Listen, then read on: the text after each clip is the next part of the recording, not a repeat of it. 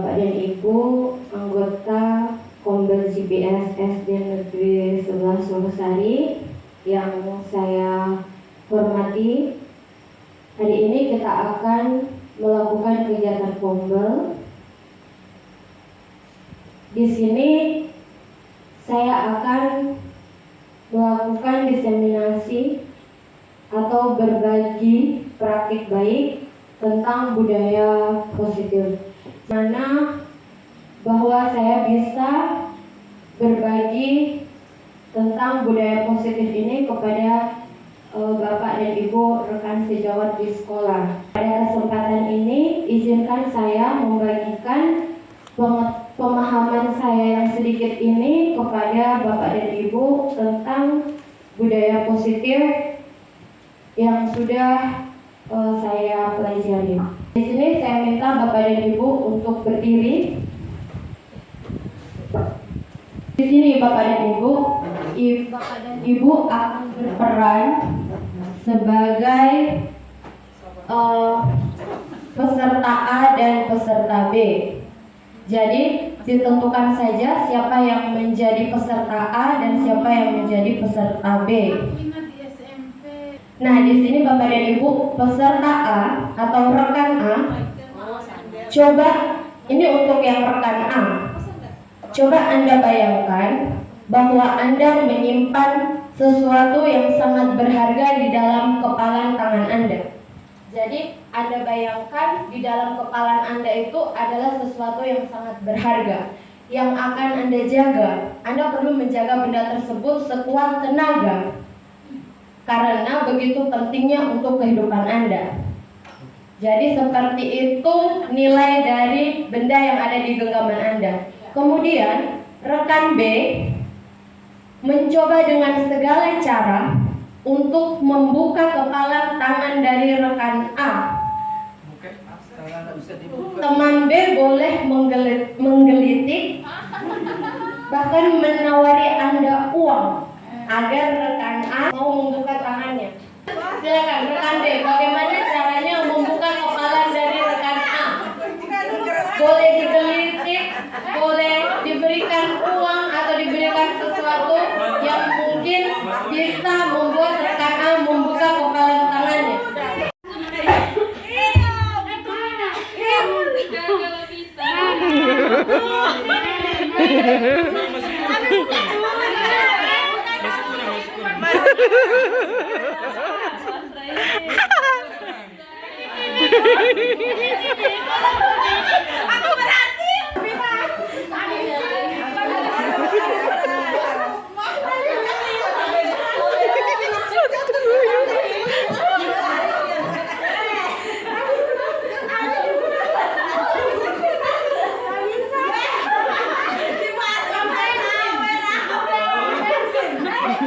Ambil, lumayan.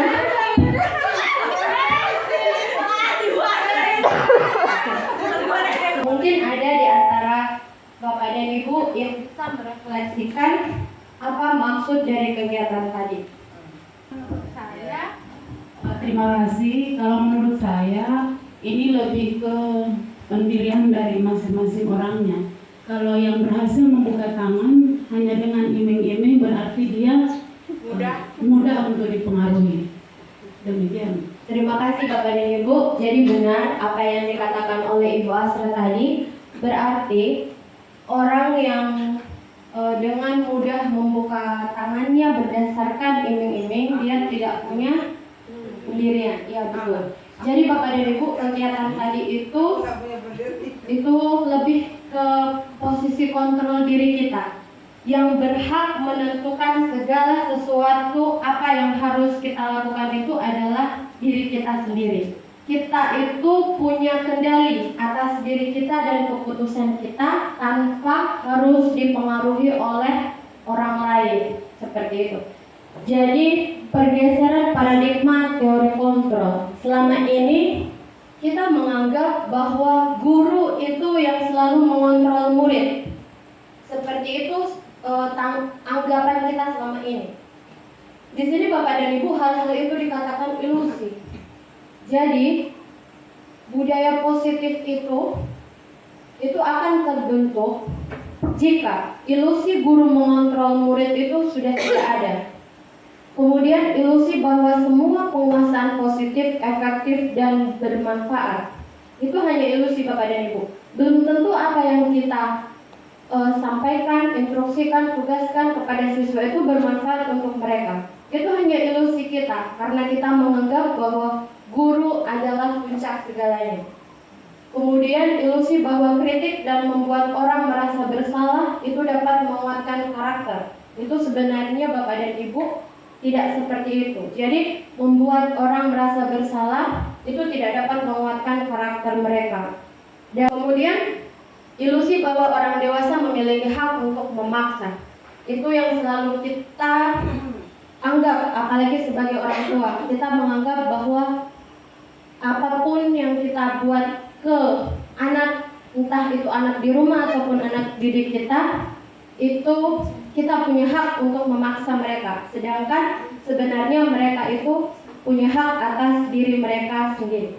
Mungkin ada dari Bapak dan Ibu yang ingin mengungkapkan gagasannya tentang apa sih budaya positif yang Bapak Ibu ketahui?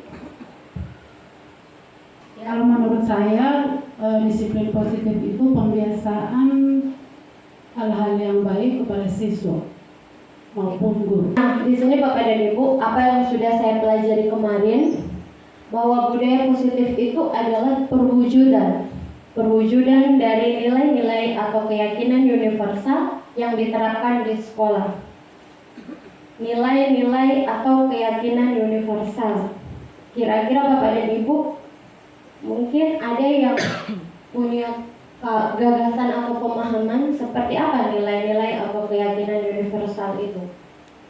Yang dimaksud dengan nilai-nilai kebajikan universal itu ada di dalam dimensi profil belajar Pancasila. Namun, banyak siswa yang belum mengerti apa maksud dari dimensi-dimensi profil belajar Pancasila itu. Nah, di sini Bapak dan Ibu, ternyata dalam 6 dimensi profil belajar Pancasila itu mengandung nilai-nilai kebajikan universal. Nah, nilai-nilai kebajikan ini Bapak dan Ibu yang akan kita terapkan untuk membentuk budaya positif tadi. Jadi di dalam 6 dimensi ini itu terkandung nilai-nilai universal. Beriman, bertakwa kepada Tuhan Yang Maha Esa. Mungkin di dalamnya mengandung nilai seperti kejujuran. Kemudian misalnya mandiri. Mungkin di dalam dimensi ini mengandung nilai tanggung jawab. Jadi nilai-nilai itu semua terkandung ke dalam profil belajar, dimensi profil belajar Pancasila. Nah, Bapak dan Ibu, ini adalah konsep-konsep inti untuk menciptakan budaya positif. Jadi mungkin kita bertanya-tanya selama ini bagaimana menciptakan budaya positif itu di sekolah. Nah, Bapak dan Ibu, ini konsep-konsep yang bisa kita ambil untuk menciptakan budaya positif itu. Di sini ada 6, ada disiplin positif, kemudian ada motivasi perilaku manusia, kemudian ada keyakinan kelas atau keyakinan sekolah, kemudian ada kebutuhan dasar manusia, kemudian ada posisi kontrol seorang guru, dan ada segitiga restitusi. Jadi ada 6 Bapak dan Ibu konsep yang bisa kita gunakan untuk menciptakan budaya positif di lingkungan sekolah. Jadi untuk menciptakan konsep ini, kita akan masuk ke poin yang pertama, yaitu disiplin positif. Di sini Bapak dan Ibu dikatakan bahwa disiplin positif merupakan salah satu cara penerapan disiplin yang bertujuan untuk menumbuhkan kesadaran serta memberdayakan anak untuk melakukan sesuatu tanpa sogokan, ancaman, atau hukuman. Nah, selama ini yang masih terjadi di sekolah kita Bapak dan Ibu, itu anak-anak masih melakukan sesuatu karena ancaman atau hukuman yang kita berikan. Nah, Bapak dan Ibu, ini harapannya yang dihilangkan. Jadi ancaman dan hukuman tadi ini sangat diharapkan tidak kita terapkan untuk menciptakan budaya positif tadi. Jadi kita menginginkan disiplin positif itu terjadi benar-benar atas kesadaran murid, bukan atas sogokan, ancaman, atau hukuman. Kemudian konsep yang kedua Bapak dan Ibu, motivasi perilaku manusia. Motivasi perilaku. Jadi mereka melakukan itu karena sesuatu. Motivasi itu kan artinya sesuatu yang memotivasi kita, mendorong. Jadi yang pertama itu ada untuk menghindari ketidaknyamanan atau hukuman. Misalnya mereka mengerjakan sesuatu karena hukuman. Takut. Ya, takut akan hukuman yang diberikan oleh guru. Kemudian ada untuk mendapatkan imbalan atau penghargaan dari orang lain. Misalnya mereka melakukan sesuatu untuk hadiah atau untuk pujian karena ingin dipuji oleh guru. Kemudian untuk menjadi orang yang mereka inginkan dan menghargai diri sendiri dengan nilai-nilai yang mereka percaya. Nah, ini yang kita harapkan Bapak dan Ibu. Motivasi yang terakhir ini yang kita harapkan ada dalam diri murid kita. Untuk menjadi orang yang mereka inginkan dan menghargai diri sendiri dengan nilai-nilai yang mereka percaya. Kemudian Bapak dan Ibu, di sini juga kemarin saya sudah mempelajari apa itu hukuman, konsekuensi, dan restitusi.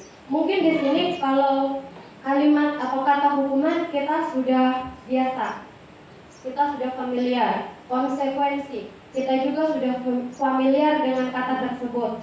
Nah, bagaimana dengan restitusi Bapak dan Ibu? Adakah yang punya gagasan atau ide atau pemahaman, bukan ide ya, pemahaman tentang restitusi? Jadi ini Bapak dan Ibu, hukuman bersifat satu arah dari pihak guru. Itu kalau hukuman kan tidak ada siswa yang minta dihukum. Jadi pasti dari guru itu hukuman. Ya, itu hukuman. Jadi murid menerima suatu hukuman tanpa melalui suatu kesepakatan. Karena kan tidak mungkin murid sepakat untuk kita hukum. Pastinya mereka tidak mau kita hukum. Itu hukuman Bapak dan Ibu. Dan dia berupa fisik. Kemudian konsekuensi umumnya dibuat oleh guru dan murid sudah mengetahui sebelumnya konsekuensinya yang akan diterima bila dilanggar. Jadi kalau hukuman itu dari guru tanpa kesepakatan dari murid, kalau konsekuensi Bapak dan Ibu sudah ada, murid sudah tahu hukuman yang diberikan oleh guru dan sebenarnya murid sudah tahu akibatnya kalau berbuat seperti itu atau kalau melanggar. Itu kalau konsekuensi Bapak dan Ibu. Kemudian kalau restitusi itu proses menciptakan kondisi bagi murid untuk memperbaiki kesalahan mereka. Itu kalau restitusi. Jadi proses kita menciptakan kondisi bagi murid untuk memperbaiki kesalahan mereka. Jadi dari ketiga ini Bapak dan Ibu, yang selama ini kita lakukan itu masih berkisar di hukuman dan konsekuensi. Nah, di sini Bapak dan Ibu kita jarang sekali melakukan yang namanya restitusi, menciptakan kondisi lingkungan bagi murid untuk mereka memperbaiki kesalahannya. Itu yang jarang kita lakukan. Nah, Bapak dan Ibu, di restitusi ini kita buatlah yang namanya keyakinan di dalam kelas. Di sini Bapak dan Ibu dikatakan mengapa keyakinan kelas bukan peraturan kelas. Kenapa Bapak dan Ibu? Kalau keyakinan itu berarti orang ciptakan sama-sama atas dasar keyakinan. Kalau peraturan itu berarti salah satu orang yang buat untuk diterapkan. Tapi kalau keyakinan sama-sama. Oke, sepakat. Kalau begini, kalau menurut saya keyakinan itu sesuatu yang sudah tertanam di dalam hati. Jadi misalnya oh kita buang sampah di tempat. Itu sudah menjadi keyakinan saya, berarti saya harus membuang sampah di tempatnya. Atau saya harus datang di tepat waktu dan di sekolah. Itu suatu keyakinan yang sudah tertanam di dalam hati. Terpatri keyakinan masing-masing. menurut keyakinan masing-masing. Kalau tidak Ya, baik. Terima kasih Ibu Miftah. Menurut Ibu Miftah, keyakinan kelas adalah sesuatu yang sudah kita yakini, penuh dengan kesadaran diri. Seperti itu. Kalau menurutnya Ibu Miftah tadi, keyakinan kelas itu dibuat bersama, sedangkan peraturan itu dibuat oleh satu orang saja. Ya, betul sekali Bapak dan Ibu ya. Jadi keyakinan kelas itu dibuat berdasarkan kesepakatan antara guru dan siswa dan bersifat universal. Jadi Bapak dan Ibu sifatnya itu bersama-sama, bukan satu keinginan satu orang saja. Ya, kalau dia peraturan itu dibuat guru dan bersifat satu arah. Nah, ini Bapak dan Ibu, keyakinan kelas, nilai-nilai kebajikan bahwa menekankan pada keyakinan seseorang itu akan lebih memotivasi seseorang dari dalam diri, seperti yang disampaikan oleh Ibu Miftah tadi. Nah, ini prosedur pembentukan keyakinan kelas Bapak dan Ibu. Jadi yang pertama, mempersilahkan siswa untuk mencurahkan ide tentang keyakinan kelas yang akan diinginkan. Jadi idenya Bapak dan Ibu berasal dari siswa, bukan dari kita. Kemudian guru dan siswa memilah keyakinan kelas yang penting. Jadi dari semua yang mereka tuangkan itu biasanya bukannya tidak penting, hanya saja tidak prioritas seperti itu, bukan yang prioritas. Biasa kan kalau siswa apa yang terlintas di dalam pikirannya mereka tuangkan semua. Nah, dari ide-ide itu kita bisa memilah mana yang bisa kita jadikan prioritas untuk membentuk keyakinan kelas tersebut. Kemudian mengubah keyakinan kelas menjadi kalimat positif. Jadi dalam membuat keyakinan kelas itu Bapak dan Ibu baiknya itu menggunakan kalimat positif. Jadi kalimat mungkin dilarang buang sampah sembarangan, itu kan kalimat negatif. Itu bisa kita ubah menjadi buanglah sampah pada tempatnya, seperti itu. Kemudian tinjau ulang keyakinan kelas yang sudah tersusun. Ditinjau kembali Bapak dan Ibu. Mengecek dan menyepakati keyakinan kelas. Setelah ditinjau, disepakati bersama apa yang sudah menjadi keyakinan kelas. Kemudian keyakinan kelas ditempel di dinding kelas agar mudah untuk mereka ketahui, mereka lihat kembali. Jadi alangkah baiknya itu ditempel di dinding kelas. Dan saya yakin di dalam kelas Bapak dan Ibu sudah ada keyakinan kelas tersebut. Nah, ini Bapak dan Ibu 5 kebutuhan dasar manusia. Jadi menciptakan budaya positif tadi Bapak dan Ibu itu kita ambil juga konsepnya. Yang konsepnya itu salah satunya dari 5 kebutuhan dasar manusia. Jadi di sini ada kebutuhan bertahan hidup, kebutuhan kasih sayang dan rasa diterima, kebutuhan kebebasan, kebutuhan kesenangan, kebutuhan penguasaan. Jadi ini adalah 5 kebutuhan dasar manusia Bapak dan Ibu. Mungkin kalau murid kita mengalami sesuatu yang tidak sepatutnya, mungkin ada salah satu dari 5 kebutuhan dasar mereka ini yang tidak terpenuhi, seperti itu. Nah, ini Bapak dan Ibu, 5 posisi kontrol guru. Jadi ini Bapak dan Ibu dari konsep-konsep budaya positif tadi itu yang sangat menggugah saya itu ada di 2 konsep. 5 posisi kontrol guru ini dengan nanti ada di terakhir yaitu segitiga restitusi. Jadi ini kemarin Ibu Wahidah dengan Ibu Asra mungkin sudah mengikuti ini 5 posisi kontrol guru. Jadi 5 posisi kontrol guru itu Bapak dan Ibu itu ada sebagai penghukum, kemudian sebagai pembuat rasa bersalah, kemudian sebagai teman, sebagai pemantau, dan sebagai manajer. Ya, sebagai penghukum. Seorang penghukum bisa menggunakan hukuman fisik maupun moral. Jadi di mana letak posisi kita sekarang? Kalau kita masih sering memberikan hukuman baik fisik maupun mengata-ngatai, itu berarti posisi kita Bapak dan Ibu masih sebagai penghukum. Kemudian pembuat rasa bersalah. Pada posisi ini biasanya guru akan bersuara lebih lembut, tapi menyakitkan. Lembut tapi menyakitkan.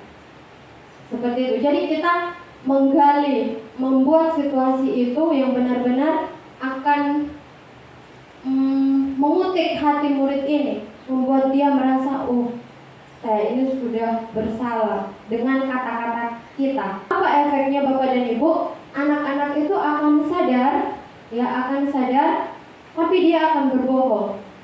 Sadarnya itu akan bohong, hanya pura-pura saja. Itu efeknya. Begitu kita mediasi dia dengan kalimat-kalimat yang seperti itu, dia akan menunduk, kemudian akan berjanji tidak akan mengulangi lagi. Karena sebetulnya hatinya terkutip Bapak dan Ibu, tapi itu tidak akan bertahan lama. Hanya pada saat kita seperti itu, mereka sadar. Nah, untuk selanjutnya mereka ulangi lagi. Artinya yang mereka bilang mereka sadar tidak akan mengulangi itu tidak benar. Kemudian Bapak dan Ibu teman. Posisi yang ketiga teman. Guru pada posisi ini tidak akan menyakiti murid, namun akan tetap berupaya mengontrol murid melalui persuasi. Jadi Bapak dan Ibu, di posisi teman ini seringkali guru tidak akan menghukum. Mereka tidak akan menghukum, tidak akan menyakiti. Lebih seringnya dia akan mengatakan, "Yo, nanti Ibu akan bantu."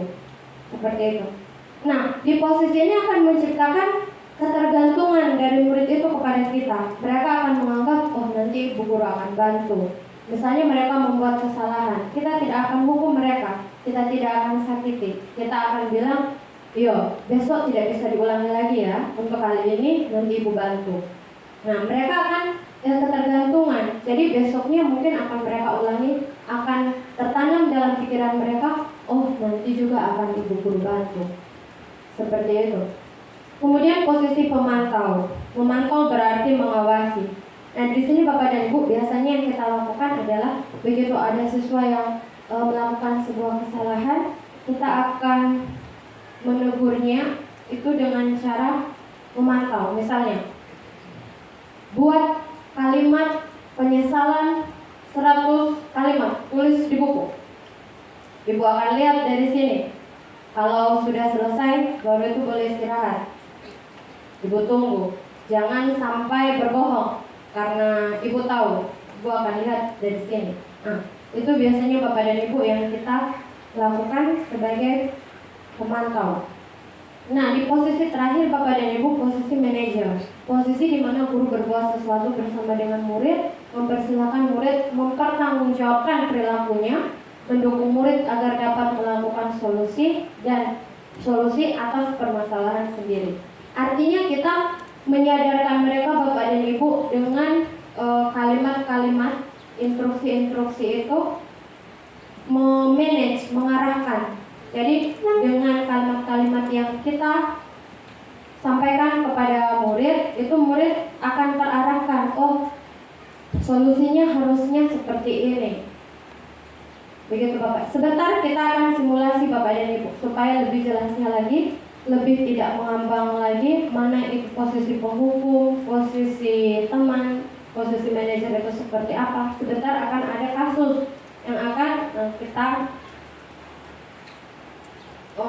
pecahkan. Nah, ini konsep yang terakhir Bapak dan Ibu, segitiga restitusi.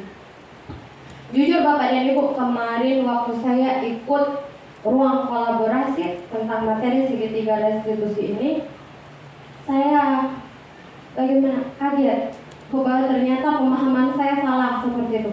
Saya berpikir Bapak dan Ibu, di segitiga restitusi ini, misalnya murid melakukan kesalahan, maka yang pertama saya lakukan adalah memvalidasi tindakan yang salah. Biasakan kalau ada murid melakukan kesalahan, kita akan bertanya, apa yang sudah kalian lakukan?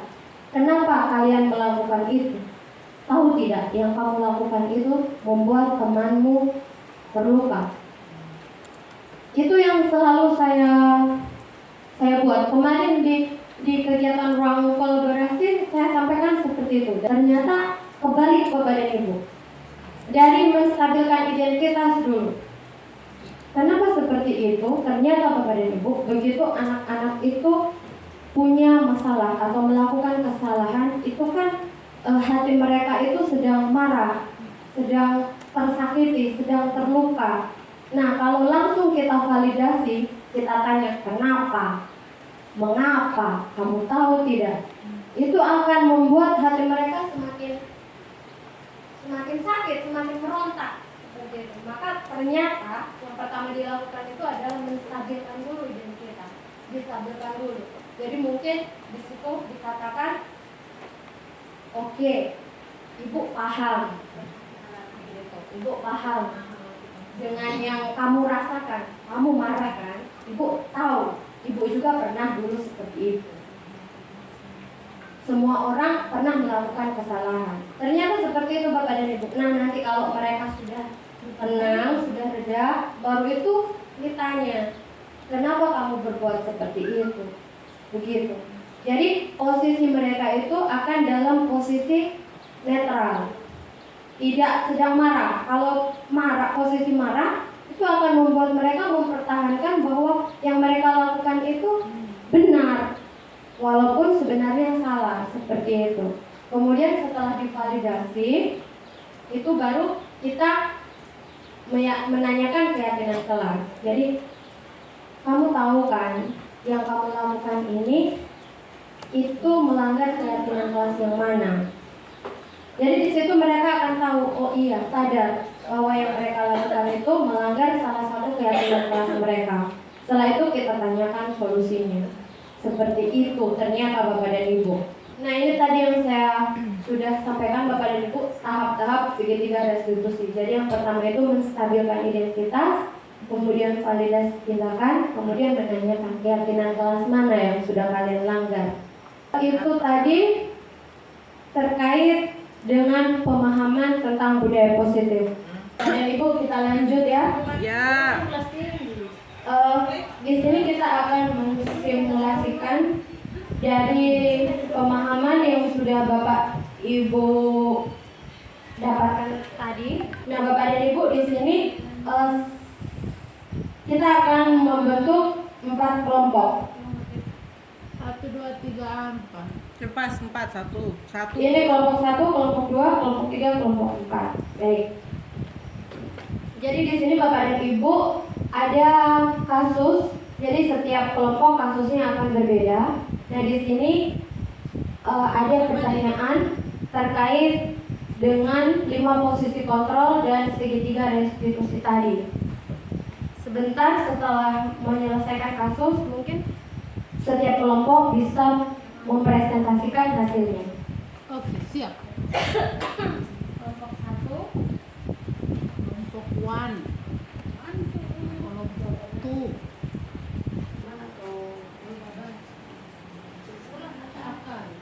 Kayaknya buku itu bicaranya kayak baik begitu loh Pak. Namanya lah bisa begitu. Bisa ya. Kan Sudah ditantap.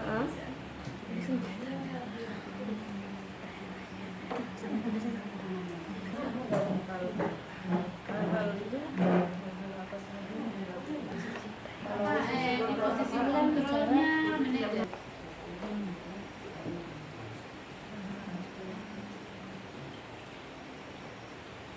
Itu yang pertama, kepala sekolah itu bertanya ke Dino.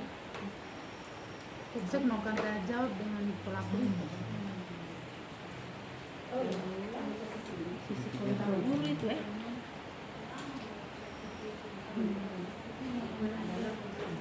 Lima posisi kontrol guru dalam penerapan.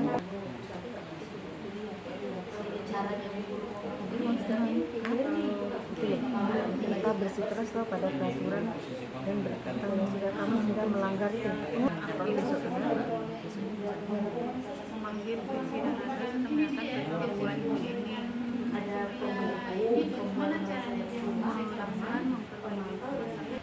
baik Bapak dan Ibu, kita lanjut ya. Kita masuk pada presentasi kelompok.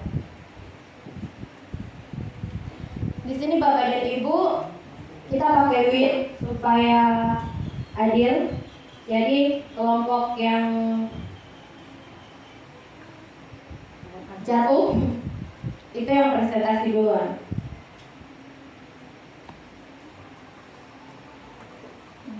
Ding ding ding. Shot. Oke, kelompok 4. Kelompok 4 Ibu Rafita dengan Ibu Asra. Silakan kelompok 4 untuk mempresentasikan. Oke, terima kasih. Assalamualaikum warahmatullahi wabarakatuh. Saya akan mempresentasikan hasil kerja kelompok 4, yaitu tentang kasus 4. Nah, di sini pertanyaannya, posisi kontrol apa yang telah dipraktikkan oleh Kepala Sekolah Ibu Suti? Hal-hal apa saja yang dilakukan sehingga Anda berkesimpulan demikian? Kalau kelompok kami mengambil posisi kontrolnya sebagai manajer. Mengapa? Karena di sini Bu Suti melakukan tanya jawab dengan si pelaku. Kemudian setelah dia melakukan tanya jawab, dia menanyakan keyakinan kelas yang diyakininya. Kemudian yang terakhir menanyakan solusi untuk memperbaiki masalahnya. Nah, si Ibu Kepala Sekolah sudah melakukan segitiga restitusi, di mana beliau sudah memvalidasi yang urutan pertama itu menstabilkan dulu situasi, kemudian memvalidasi tindakan, kemudian menanyakan keyakinan kelas. Berarti Bu Kepala Sekolah itu sudah melakukan segitiga restitusi. Kemudian dalam kasus tersebut, bagaimana Dino dikuatkan, bagaimana Anto dikuatkan oleh Ibu Suti. Nah, setelah ditanya jawab sama Ibu Kepala Sekolah, siswa tersebut menanyakan solusi apa untuk memperbaiki kemejaan si Anto. Nah, Kepala Sekolah ini memberikan solusi itu dengan cara memperbaiki kancing dengan cara dijahit. Nah, di sini Dino sudah berusaha ya, dia menyetujui apa solusi yang diberikan oleh Ibu Kepala Sekolah tadi. Dia berusaha akan memperbaiki kancing kemeja Anto dengan cara belajar menjahit bersama guru tata busana. Untuk nilai-nilai kebajikan universal, kami mengambil jujur. Nah, kenapa Dino pada saat ditanyakan oleh Kepala Sekolah, dia berkata sesuai dengan apa yang dilakukan. Kemudian yang kedua, tanggung jawab. Bentuk tanggung jawabnya si Dino yaitu berusaha memperbaiki kemeja dari temannya Anto tadi. Demikian dari kami. Pertanyaannya di sini, posisi kontrol apa yang diambil oleh Ibu Dani dalam pendekatannya kepada Fajar? Posisinya pemantau, membaca sikap Fajar. Kira-kira kebutuhan apa yang diperlukan oleh Fajar? Yaitu pendekatan personal dan meningkatkan keterlibatan, memberikan pujian dan dorongan. Nomor 3, bila mana Ibu Dani mengambil posisi pemantau, apa yang akan dilakukan atau dikatakan olehnya? Pertanyaan-pertanyaannya seperti apa yang akan diajukan? Baiklah, saya akan soal nomor 3. Bila mana Ibu Dani mengambil posisi pemantau, apa yang akan dilakukan atau dikatakan olehnya? Pertanyaan-pertanyaan seperti apa yang akan diajukan? Pertama, sebagai pemantau, Ibu Dani mungkin akan lebih dahulu mengamati situasi Fajar pada saat pembelajaran itu tidak langsung ditegur atau dihukum, tapi setelah pembelajaran Ibu Dani itu akan bicara dari hati ke hati dengan Fajar secara tatap muka, hanya berdua, dan mengatakan dan bertanya apa yang mengganggu Fajar selama pelajaran, mengapa tidak memperhatikan pelajaran, mengapa bersikap acuh saat pelajaran terjadi. Yang keempat, apabila Anda adalah kepala sekolah di sekolah Fajar dan mengetahui hal ini, bagaimana tindak lanjut Anda? Fajar mungkin akan diajak menganalisis kebutuhan dirinya atau apa yang diinginkan oleh dirinya atau gurunya. Di sini bukan menekan Fajar harus bisa, tidak, atau konsekuensi, namun bekerja sama dengan Fajar apa yang dia inginkan untuk memperbaiki kesalahannya selama pelajaran agar tidak acuh tak acuh lagi selama pelajaran. Seperti itu. Terima kasih. Itu dari kelompok 3. Presentasi yang berikut oleh kelompok 2. Kami persilakan Dari kelompok 2. Terima kasih. Saya akan membacakan kasus 2.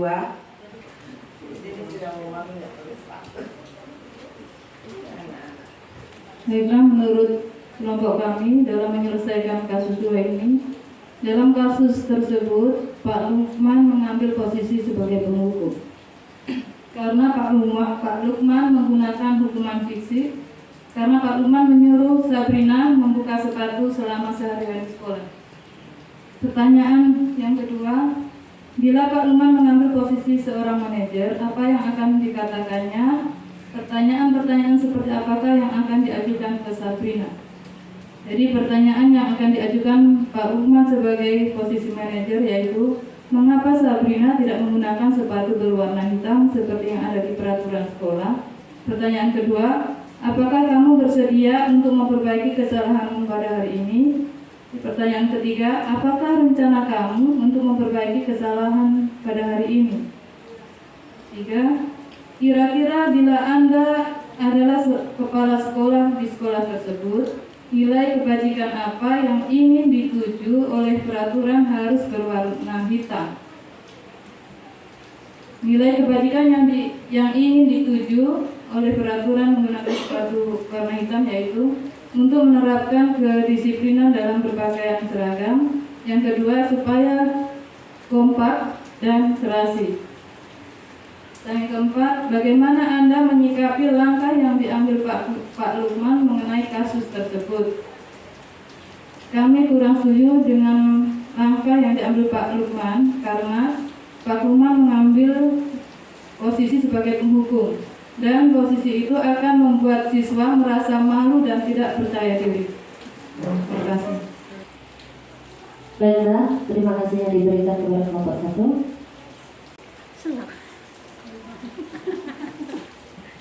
Berdasarkan kasus tersebut, pertanyaannya adalah, dalam kasus di atas, langkah-langkah restitusi apa saja yang sudah dijalankan oleh Ibu Santi?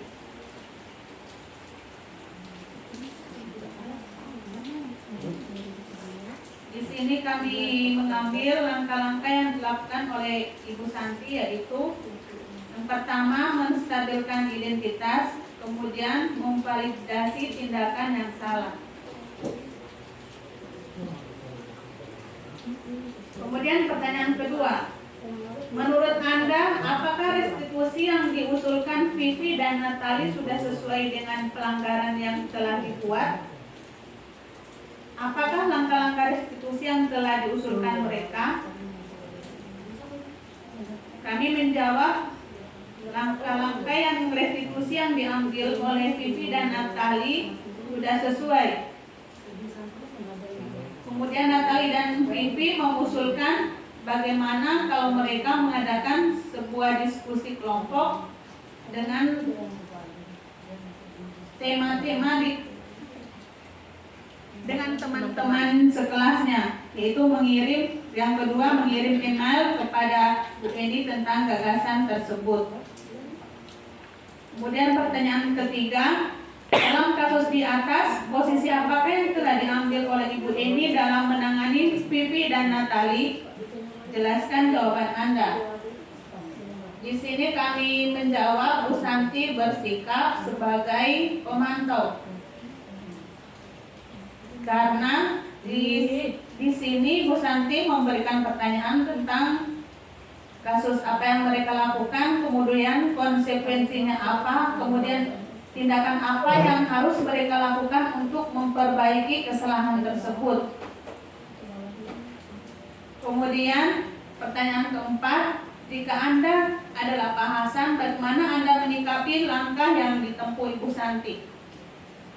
Jika kami sebagai Pak Hasan, yaitu Kepala Sekolah, akan mendukung tindakan Ibu Santi dalam menangani kasus Fitri dan Natali. Terima kasih. Baik, Bapak dan Ibu, ada tanggapan? Ada dari saya, Bu. Iya, baik. Silakan Ibu Miftah. Tadi dijelaskan dalam poin 3 yang diambil Ibu Eni itu adalah posisi kontrol pemantau. Kalau menurut saya itu teman. Posisi yang diambil harusnya teman. Karena Ibu Eni tidak marah, namun dia tetap berupaya mengontrol murid itu. Posisi teman itu dia bisa positif, bisa ke negatif. Positifnya yaitu guru dan siswa itu menjadi lebih dekat. Sudah. Kayaknya oke tapi gak iso. Enggak iso apa, Bu? Ya, terima kasih.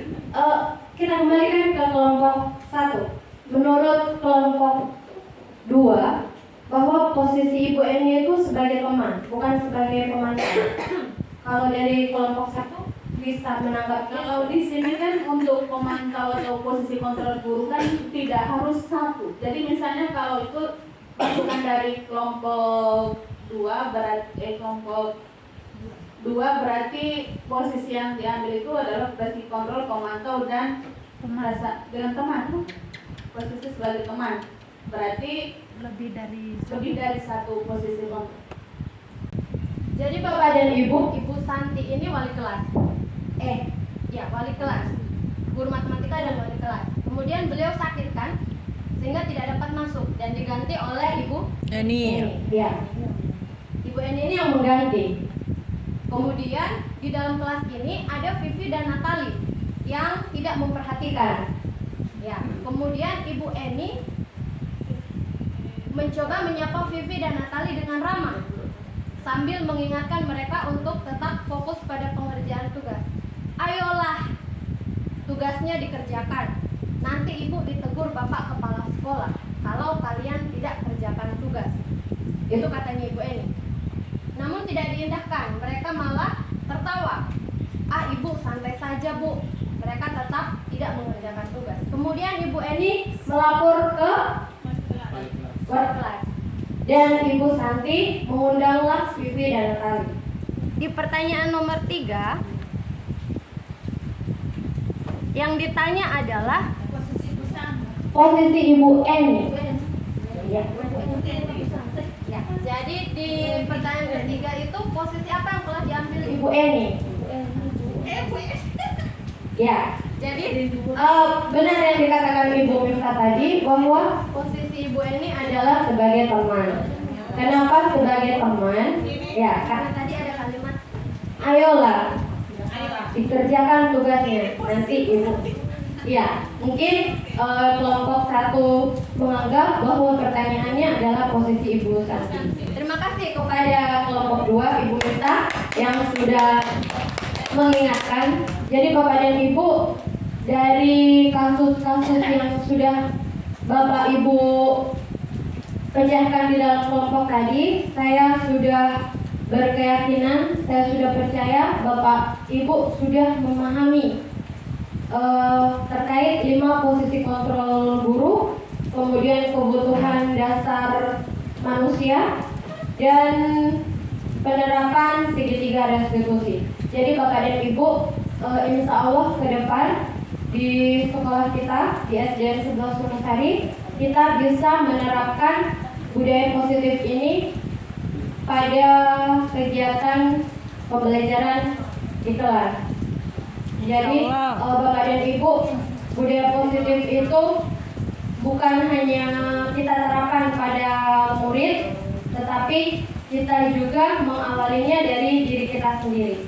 Jadi kesadaran seperti apa yang harus kita timbulkan itu dimulai dari diri kita, karena apapun yang kita lakukan itu menjadi teladan bagi siswa. Ya, seperti Bapak dan Ibu, saya ucapkan terima kasih atas waktu Bapak dan Ibu pada kegiatan ini. Kemudian kegiatan diseminasi budaya positif hari ini saya tutup. Sekali lagi saya ucapkan terima kasih. Assalamualaikum warahmatullahi wabarakatuh. Waalaikumsalam warahmatullahi wabarakatuh.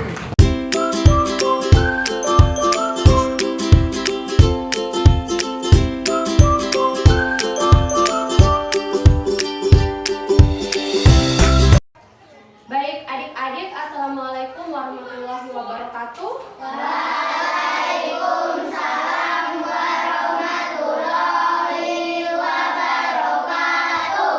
Ya, baik. Jadi adik-adik, hari ini kita akan membuat atau menyusun yang namanya keyakinan kelas, ya? Ya. Ada yang tahu untuk apa kita membuat keyakinan kelas itu? Untuk dilaksanakan dan disepakati bersama. Oke, untuk dilaksanakan dan disepakati bersama, katanya Rere. Ada lagi? Ada lagi yang tahu kenapa kita harus membuat keyakinan kelas? Oke, jadi adik-adik, kenapa kita harus membuat keyakinan kelas? Itu tujuannya untuk menanamkan dalam diri kalian keyakinan yang akan kalian lakukan di dalam kelas, ya. Jadi keyakinan itulah yang nantinya akan kalian lakukan. Tentunya yang sudah kita sepakati bersama. Nah, selama ini adik-adik, yang kamu patuhi, yang kamu laksanakan di sekolah itu belum menjadi keyakinan. Itu baru sebatas peraturan, ya. Peraturan itu dibuat oleh siapa? Ya, guru. Peraturan itu dibuat oleh guru, dibuat oleh sekolah yang harus kalian laksanakan. Nah, sekarang coba adik-adik ingat, adik-adik pikirkan kembali, apakah peraturan-peraturan yang sudah dibuat oleh guru itu selalu kamu laksanakan, selalu kamu patuhi? Tidak. Ya, pasti banyak yang tidak melaksanakan atau tidak mematuhi peraturan itu.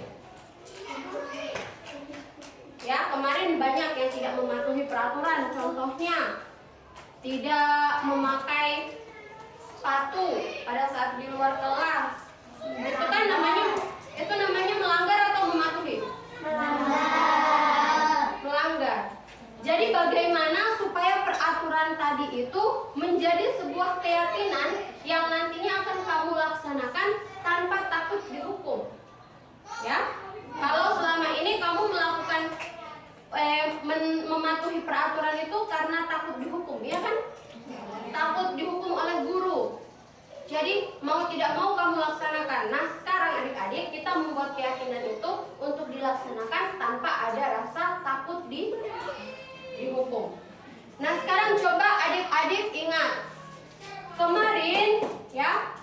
Kemarin kita sudah membuat yang namanya peraturan. Kita sudah melaksanakan yang namanya peraturan.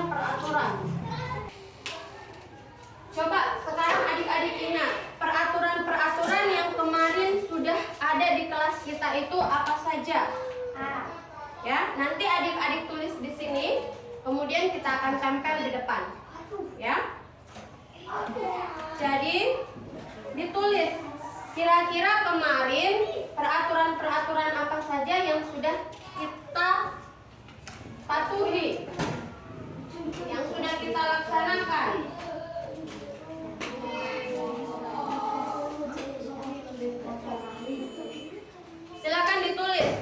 kemarin peraturannya apa saja? Tidak boleh apa?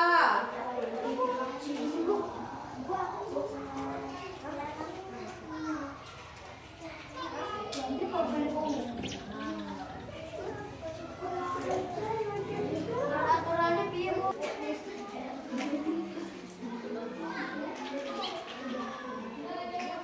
Oke, kalau sudah mulai dari sini, silakan ditempel di depan.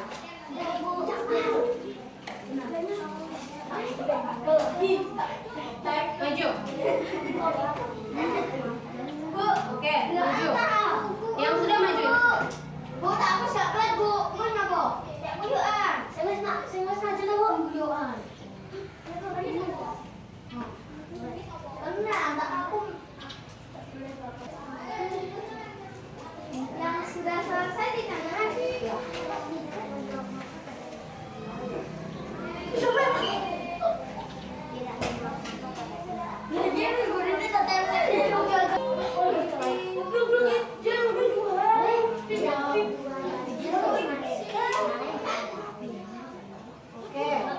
Terus, yang belum menempel, lanjut. Ayo.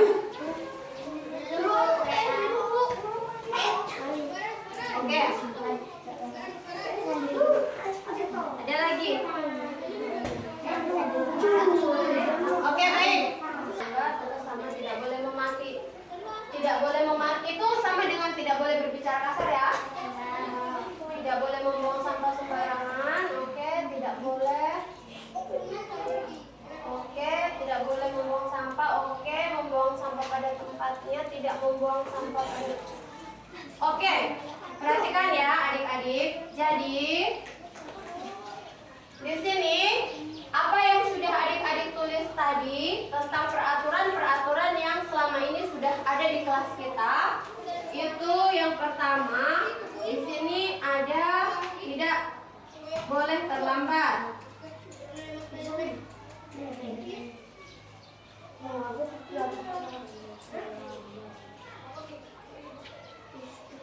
Kemudian tidak boleh membuang sampah sembarangan. Kemudian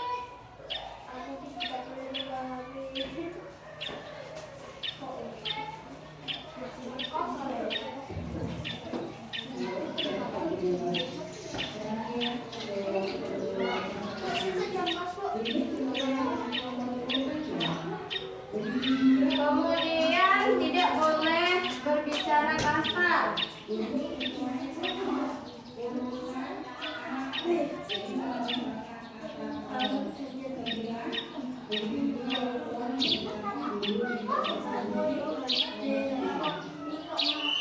Oke, perhatikan. Jadi peraturan-peraturan yang sudah ini yang lainnya sama. Jadi ibu ambil kesimpulan dari apa yang peraturan-peraturan yang sudah adik-adik tulis tadi. Itu ada 3 yang adik-adik tuangkan. Tidak boleh terlambat, tidak boleh buang sampah sembarangan, tidak boleh berbicara kasar. Ya, ada lagi yang ingin menambahkan? Peraturan apa yang sudah ada kemarin? Ada? Tidak ada? Oke, kalau tidak ada, kemarin kan ini masih dalam bentuk peraturan. Peraturan kemarin, peraturan ini kemarin, apakah sudah kamu patuhi terus? Belum. Ya, masih ada yang datang terlambat. Masih ada yang buang sampah sembarangan. Masih ada yang berbicara kasar. Masih ada yang memaki. Masih ada yang mengejek nama orang tua. Begitu kan kemarin? Ya, Bintang ya. Ya, Bu. Jadi adik-adik, bagaimana caranya ini akan menjadi keyakinan kita supaya apa? Supaya kita sepakati dan kita patuhi bersama. Nah, sekarang peraturan ini akan kita rubah ya. Kalimatnya sudah tidak lagi pakai tidak boleh. Lalu kalau tidak boleh, ini cenderung akan adik-adik langgar. Nah, bagaimana caranya supaya adik-adik tidak melanggar lagi?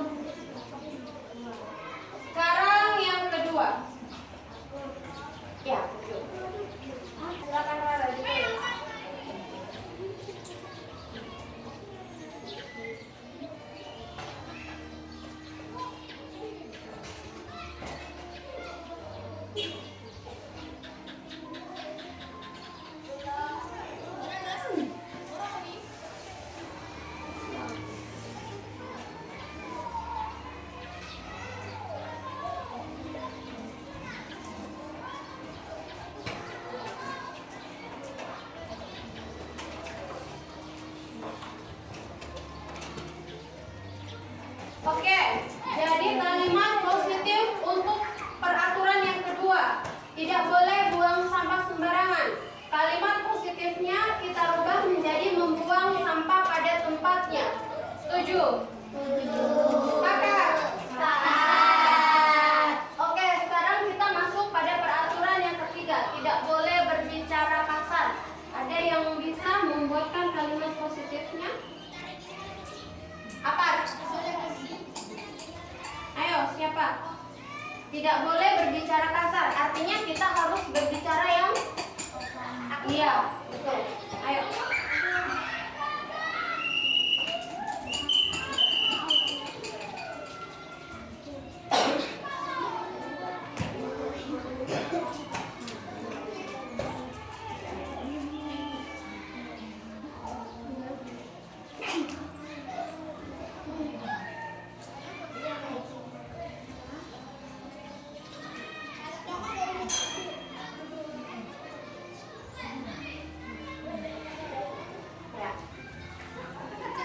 Oke, perhatikan.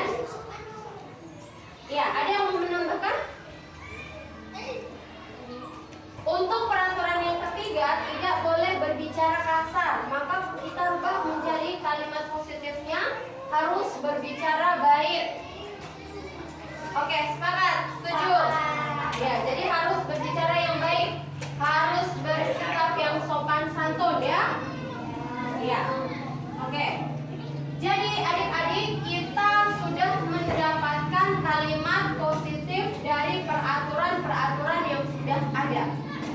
Nah, sekarang dari kalimat positif ini kita akan mencari, kita akan menyaring ya, apa yang menjadi nilai-nilai kebajikan.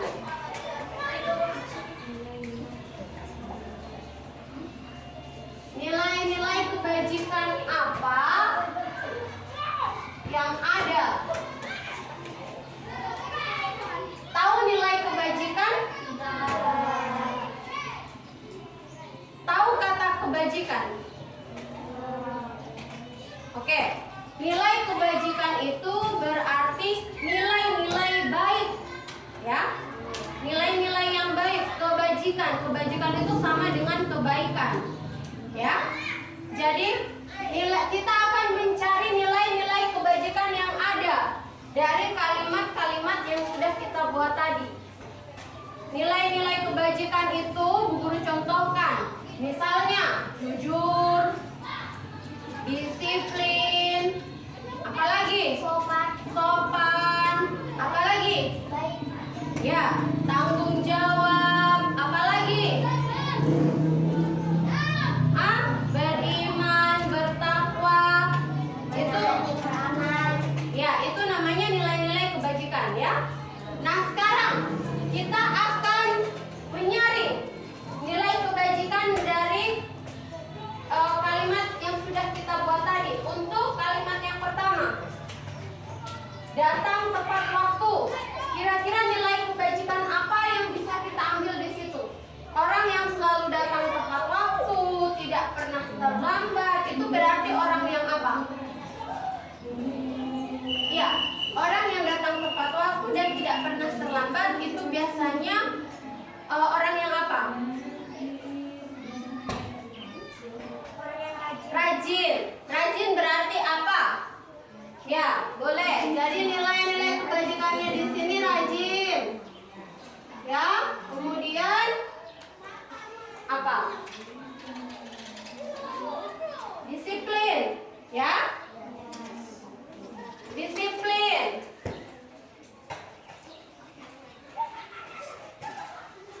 Apalagi? Ya, menaati peraturan itu berarti disiplin. Jadi nilai kebajikannya di sini adalah ada rajin, ada disiplin. Oke? Nah, sekarang nilai kebajikan untuk yang kedua, membuang sampah pada tempatnya. Berarti nilai kebajikan apa? Kalau tidak ada sampah berarti apa? Kalau dia mau membuang sampah pada tempatnya, bukan membuang sampah di segala tempat, berarti dia punya jiwa apa? Ya, tanggung jawab. Tanggung jawab, betul. Jadi yang kedua itu adalah tanggung jawab.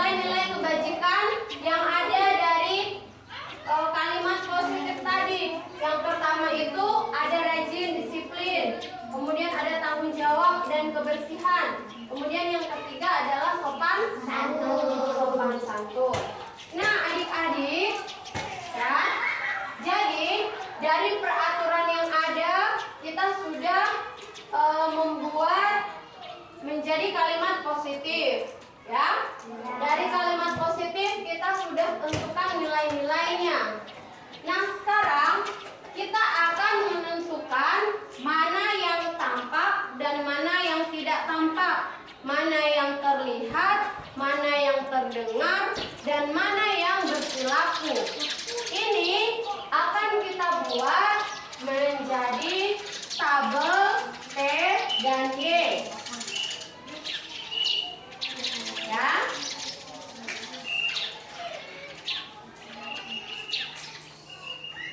Tabel T, tabel Y. Apa itu Y?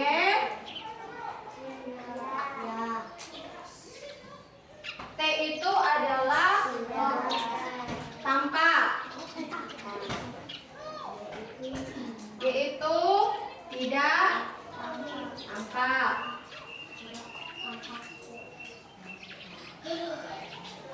Nah, sekarang coba datang tepat waktu. Itu kira-kira yang tampak di sini apa? Datang tepat waktu. Yang tampak di sini rajin. Ya, rajin. Berarti yang tidak tampak adalah kebalikan yang rajin. Apa? Malas. Oke. Malas. Boleh. Sekarang yang kedua, membuang sampah pada tempatnya. Tanggung jawab. Tampaknya di situ apa? Tanggung jawab. Yang tidak tampak? Tidak bertanggung jawab.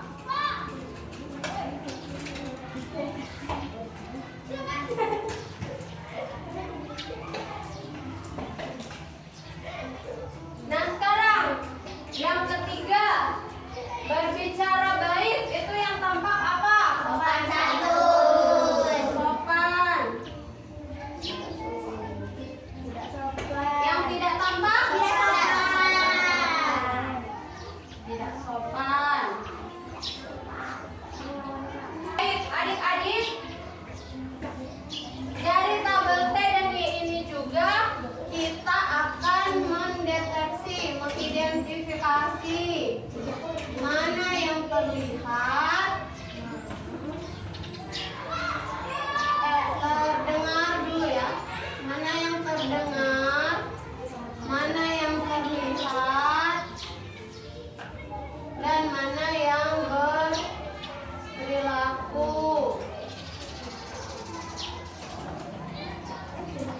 Nah,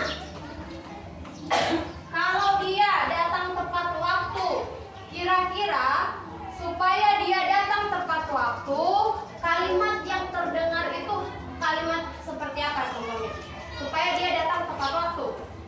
Biasanya kalimat yang terdengar itu seperti apa? Misalnya begini. Misalnya ya apa? Oke, bangun pagi. Betul sekali. Kita tambahkan dengan kata ayo. Ayo bangun pagi. Ayo bangun pagi. Oke, bagus. Jadi ayo bangun pagi itu kalimat yang terdengar. Nah, sekarang yang terlihat apa kira-kira? Orang yang datang tepat waktu dan tidak terlambat itu kalau dia mendengar ayo bangun pagi. Nah, kira-kira yang terlihatnya apa? Rajin. Oke, bagus, rajin. Kemudian dia berperilaku bagaimana? Disiplin. Hah? Disiplin. Berperilaku itu berarti yang harus dilakukan. Yang harus dilakukan apa supaya dia tidak datang terlambat? Hah? Bangun pagi. Bangun pagi. Ya, boleh. Bangun pagi.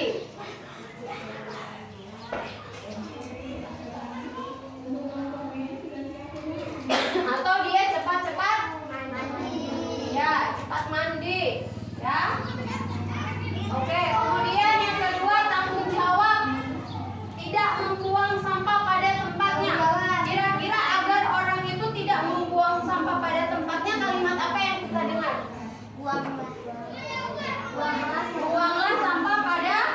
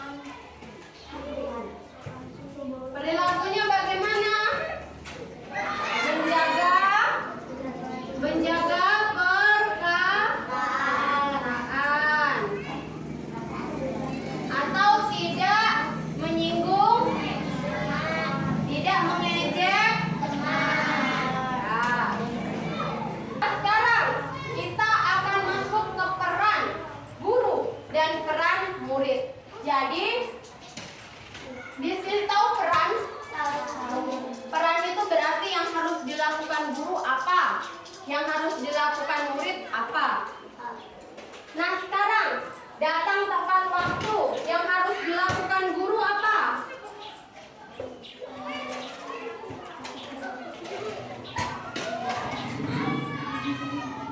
Kalau peran murid dulu. Datang tepat waktu. Bangun pagi. Ya, berarti datang di sekolah itu pukul berapa? Hah? Ya. Datang pukul 6. Ya.